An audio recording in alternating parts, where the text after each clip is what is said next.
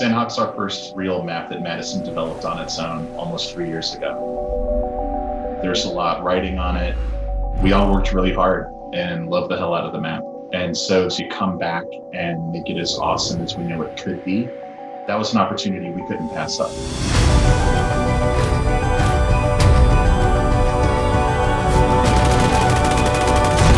The whole team was excited because there were a few pain points. We just needed to file down some of the rough edges. Give it a little bit more story, give it a little bit more soul, and then while we're at it, let's just add new locations and make it as awesome as possible.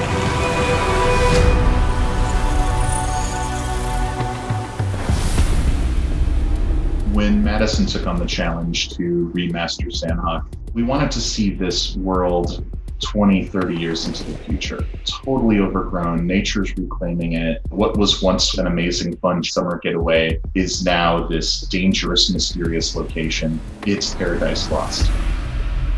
When talking about revisiting Sanhok, there are sore spots that we knew could be improved. We've seen a lot of player feedback, a lot of pro player feedback, and probably most importantly, we relied on our heat map data from hundreds of thousands of games that have been played.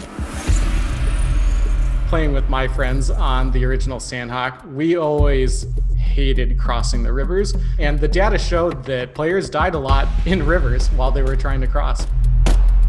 Crossing a river is quite a bit easier now. We added a lot more bridges. Pulling the rivers in, bringing the forests up to the edge of the rivers made it more of a defensible position or a place you can move through quickly.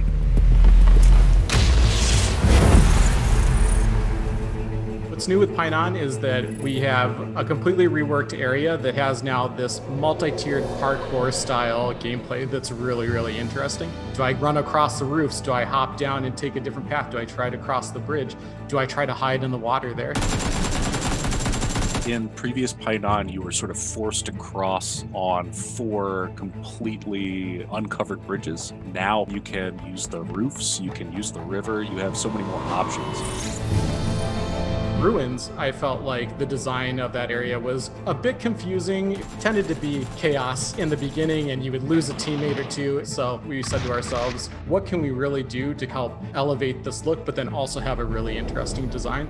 We checked out a lot of real-life reference. Angkor Wat is one that people might be familiar with. We wanted to give the ruins just a visual weight that I think we were unable to capture in our first go-round. Now the ruins have been reworked to be large, monolithic, maze-like. What's great about ruins is it's very symmetrical. 4 major areas supports 4 squads. They're all starting from the same point. Truly the best squad will win fights in ruins.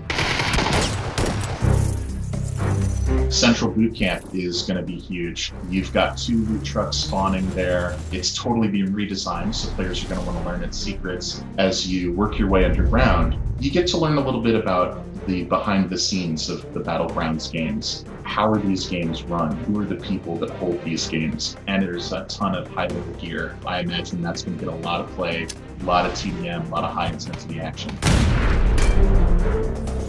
Before Quarry, it was like a bowl, and if you were in the bowl, you were dead. So we provided lots more traversability in terms of ways to get in and out with rope bridges and ways to ramp up and down the different tiers of Quarry. So now there's not just the bottom and the top tier, there's a middle tier and then a tier above that as well.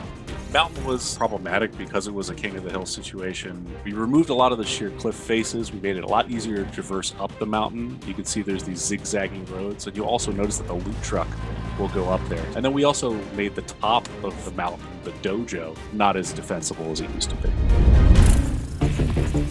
I think once we knew that we were going to remaster the Sanhok map, we wanted to do something that would bring the map alive and add some dynamic gameplay to it. The concept of mobile care package really stuck in our heads. The loot truck, this big, struggly treasure chest on wheels. It's this truck full of confiscated weapons, and it's traveling from boot camp location to boot camp location. We had to create something that would reward people, but also involved enough risk and enough strategy that it could involve other players who maybe hadn't even planned on attacking the loot truck. We needed to balance the health of the truck so that a player couldn't just get a full reward by taking a couple shots with a rifle.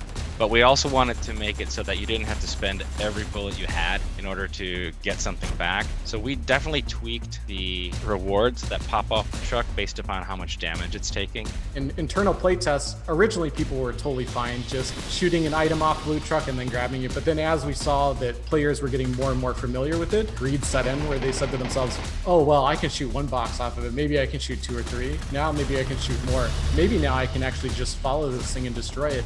After we realized this was actually fun and we enjoyed having it, Dave was like, more loot trucks. We need more. Who's driving the loot truck? Well, that's a mystery, and I can't give away that answer yet.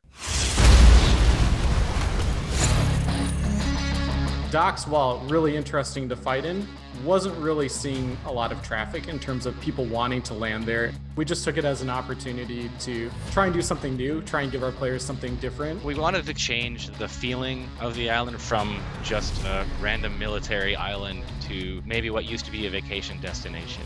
It's got it all. Poolside cabanas, old dirty hotels, and a beautiful boardwalk for players to contest.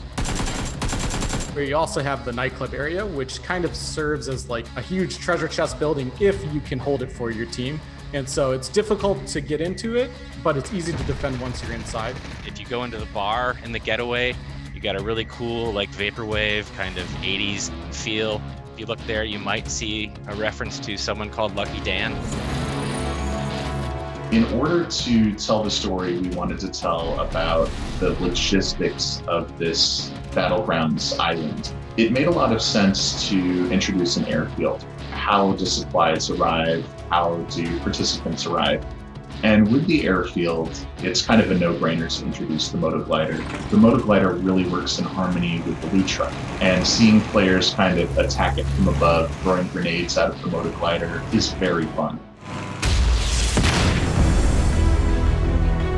Season 8 absolutely has more surprises in store. 8.2 is going to deliver the decoy grenade. We have an amazing machine gun coming. And for 8.3, we have a very situational surprise that could really help you make a play at the end of the game. I definitely hope that players get that feeling that this is still the Sanhok we know and love, but when they get into it, they feel like it's more of a level playing field. We really put our heart and souls into making this map as cool as possible. We want players to return to Sanhok, and we want them to fall in love again.